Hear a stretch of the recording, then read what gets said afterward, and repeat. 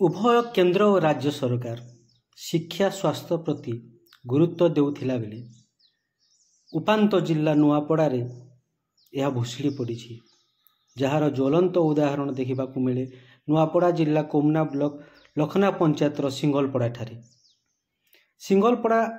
ठारे एक सरकारी प्राथमिक विद्यालय अच्छी हेले छात्र छात्री मानक पई भल रास्ताटीए ना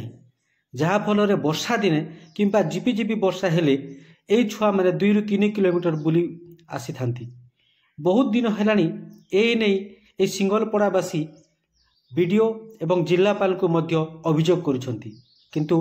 कौनसी कर्तृपक्षंकर नजर एठारे पड़ुनी। तेणु ग्रामवासी तथा ये कुनी कुनी छुआ माने कोमना बीडीओ एवं नुआपड़ा जिलापाल को अनुरोध करुछंती ए सिंगलपड़ा वार्ड नंबर 6 को आसी यह देखी ये अव्यवस्था को देखी यार दृष्टि आकर्षण करी गोटे ब्रिज तैयारी कले ए छात्र छात्री माने स्कूल जीवा सहित तांकर भविष्य को उज्जवल करने को हेबे। आसंतु ए नहीं स्कूल छात्र छात्री माने कौन कहउचंती तांको ठारू सुनिबा। सुविधा होची 2 फुट 3 फुट पानी के नाकी करी आमे आउछु हमके लगे ब्रिज गुटे हेले हमके सुविधा हेता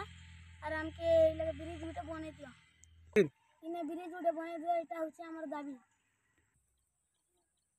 मना लक्की दास ए हम स्कूल जीवा लगी अभिता हसी हमके लगे ब्रिज गुटे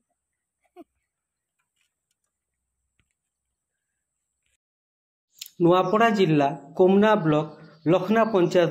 नवीन तिवारी रिपोर्ट न्यूज़ 26।